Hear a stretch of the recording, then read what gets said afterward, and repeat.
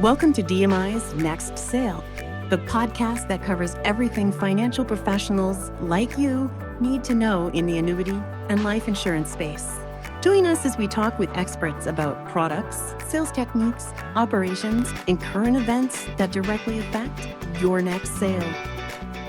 What if the biggest threat to your client's retirement isn't market volatility? Right, or inflation. Yeah, inflation or geopolitical instability. What if it's just a single piece of paper sitting completely ignored in their bottom desk drawer? I mean, it's a scenario that plays out, every single day. We spend so much time analyzing asset allocation and Stress testing portfolios. right, like that. exactly. But then we leave this massive blind spot when it comes to the actual foundational protection. Welcome to the deep dive. Today we are talking directly to you, the financial professional, the investment advisor, the insurance agent. Yeah, glad to be here. Our mission today is to take those dusty life insurance policies sitting in your client's filing cabinets and, turn them into live strategic opportunities for your practice. Which is huge because for a lot of clients and frankly, a lot of advisors too, a life policy gets put in force, the manila folder goes into the drawer, and it becomes this set it and forget part of the portfolio. Right. Out of sight, out of mind. Exactly. And that set it and forget its mentality feels safe. It feels like a box has been checked. Mhm. But mathematically and structurally, it is hiding an enormous amount of risk. It really is. It's hiding inefficiency. And most importantly, for an advisor, it's hiding fresh planning opportunities that neither you nor your client ever saw coming. So we are going to map out the underlying mechanics of why these policies break down over time. We'll look at what the actual return on investment is for your practice when you implement a review process. Right. The real business value. Exactly. And the tangible, concrete outcomes a real review can uncover. But, to understand the opportunity here, we first really have to understand the trap. The source material points to something called the illusion of the annual statement. Yeah, and this is where the breakdown usually begins. Yeah. There's a crucial distinction here that sets the stage for this entire strategy. A policy statement merely confirms that the policy is active, Okay. but a policy review confirms whether it's still working Mhm. and who is actually working for. Oh, wow. Okay, let's unpack this a bit. Because looking at an annual statement, it's kind of like checking if a car's engine turns on, right? Yeah, exactly. But a review checks if that two-seater sports car still fits a family of 5. That is the perfect way to visualize it Hmm. because the destination almost always changes. I mean, the policies we're talking about were often written 10, 20, or even 30 years ago. Completely different lifetime. Totally. Think about how much a client's life evolves in that time frame. They get married, they go through a divorce, they have children. Start a business. Right, start a business, sell that business, they retire. Their financial footprint completely transforms, yet their life insurance policy is frozen in time, reflecting the reality of who they were decades ago. I want to dig into the actual mechanics of this because earlier you mentioned that set it and forget it is mathematically hiding risk. Yes, it is. How does a life insurance policy actually break down over time? Why isn't paying the premium just, enough to guarantee the outcome? It comes down to the underlying assumptions that were built into the policy on the day it was issued. Let's look at universal life policies from the 1980s and 1990s as a prime example here. Okay, the classic 80s UL policies. Right. Back then, those policies were illustrated with the assumption that interest rates would stay around, 7, 8, Or even 9%. yeah, 9% indefinitely. The cash value growth was projected based on that high yield environment. But we know that didn't happen. I mean, we went through a massive period where interest rates plummeted to near zero for over a decade. Precisely the problem. When the interest rate environment collapsed down to 3 or 4%, the cash value inside those policies just couldn't grow fast enough to support the internal costs. Because the cost of insurance goes up as you get older, right? Exactly. As a client ages, the internal cost of insurance, the actual mortality charge, increases. If the interest being credited to the policy doesn't cover those rising internal costs, the policy has to get the money from somewhere. So it starts quietly eating its own cash value just to stay alive. You hit the nail on the head. The policy starts cannibalizing itself. The client receives their annual statement, they see that they are still paying the scheduled premium, and they assume everything is fine. But mathematically, it's failing. Right. That premium is no longer sufficient. They're experiencing what the industry calls premium strain. Eventually, the cash value drops to zero and the policy implodes. Wow. Yeah, you have policies quietly approaching a total lapse without anyone flagging the problem until the carrier sends a letter demanding a massive catch-up payment. That is terrifying from a planning perspective. The client thinks they're fully funded, but they're actually standing on a trap door. And that's just the financial mechanics side of the risk. There's also the lifestyle risk. The classic example is the outdated beneficiary. Oh, yeah. I've seen that happen. Right. We see cases where a client went through a messy divorce 15 years ago, completely updated their will, updated their trust, but forgot to change the beneficiary on a $2 million life policy. Yeah, if nobody looks under the hood to review that contract, all those old assumptions just sit there waiting to disrupt the client's entire estate plan. I hear that risk, and I completely understand the math behind the policy cannibalizing itself. But I want to push back on this a bit from the perspective of the advisor listening to us right now. Sure, go for it. If I'm an advisor managing 50 million or 100 million in assets, tracking down a dusty old policy that I didn't even write feels like an administrative nightmare. I get that. Plus, if I call a client out of the blue to talk about a 10-year-old insurance contract, my biggest fear is sounding like a used car salesman fishing for a commission. How do we avoid that trap? That is the single most common hesitation advisors have, and it makes total sense. Nobody wants to compromise their fiduciary relationship by looking like they're just pushing a product. Exactly. But you avoid that trap by adopting a fundamental mindset shift. A policy review is not a product pitch. It is an advisor service. Walk me through what that actually looks like in practice. Because how does the tone of that conversation differ from a sales call? It changes the entire dynamic of the outreach. Think about the clients in your book that you haven't had a deep, strategic conversation with in 3 or 4 years. Okay, yeah. If you call them and say, I want to sell you a new life insurance policy, their guard goes up immediately. Obviously. But if you call and say, the economic landscape has shifted dramatically over the last decade, and your life has changed significantly since you retired, I want to do a routine audit of your old life insurance policies. Basic. You tell them, I just want to make sure the internal math is still holding up and your beneficiaries are aligned with your current trust. That doesn't sound like a pitch at all. It sounds like I'm acting as a second set of eyes, like I'm looking out for them. And you are. Hmm. You aren't leading with a replacement. You're leading with proactive value.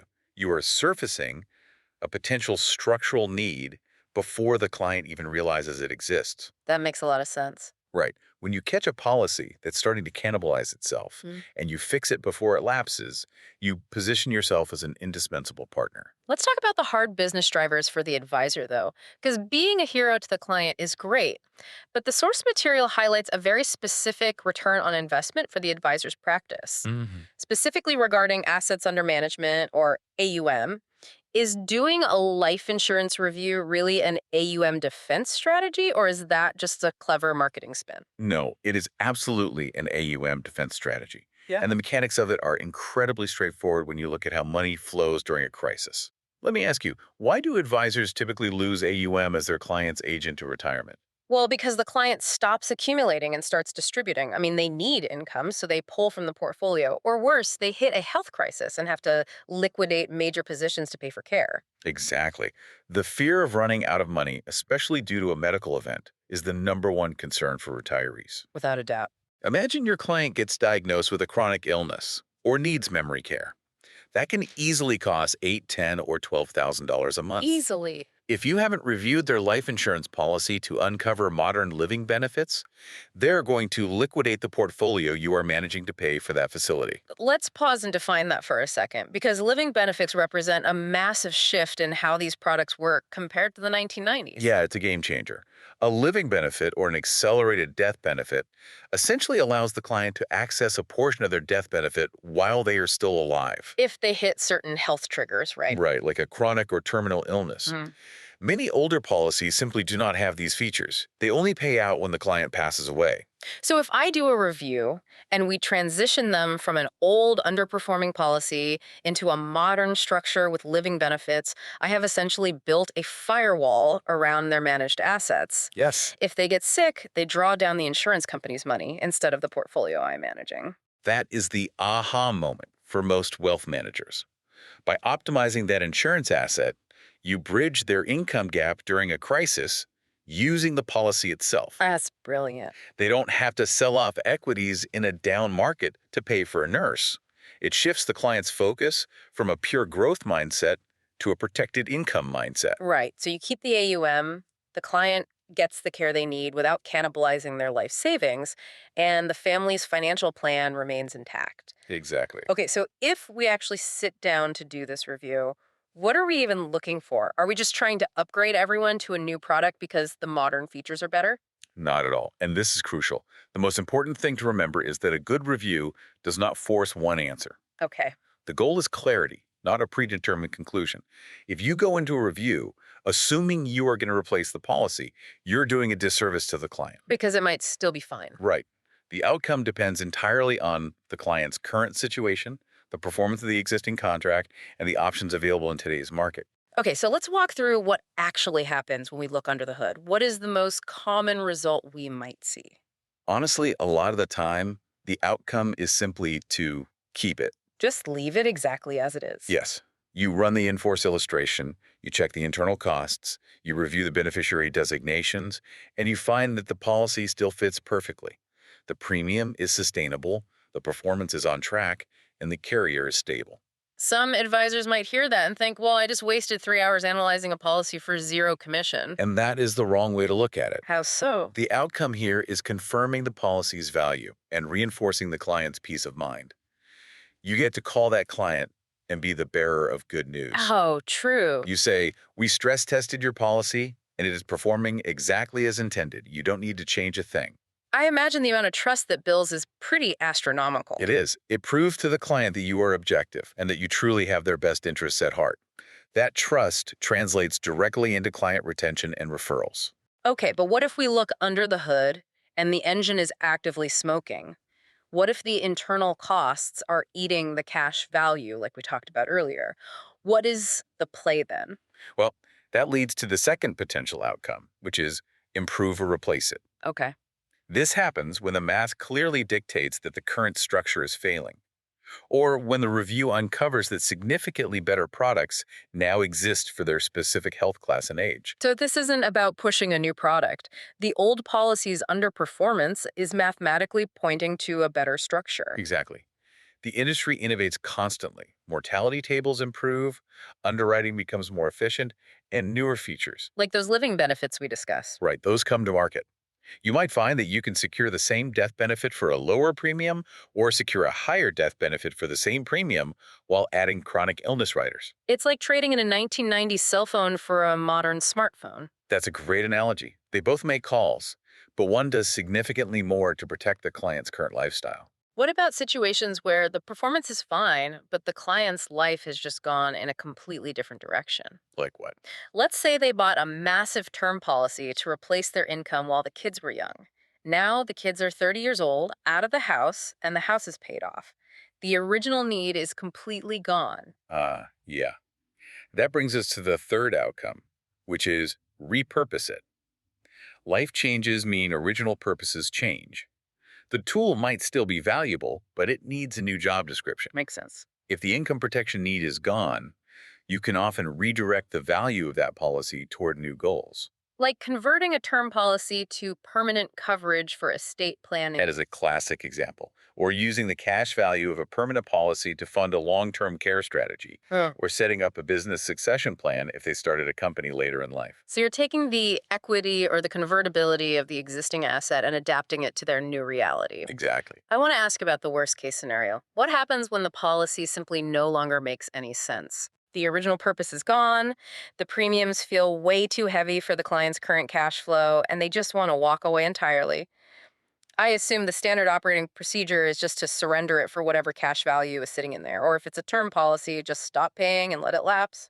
That is the default assumption for most clients and even many advisors, but it is a critical moment where you can add massive value. When a policy no longer fits, surrendering or lapsing it should never be the automatic default Why not? because of the fourth outcome, which is to value it. Meaning, find out if the policy is worth more than the surrender value. Yes.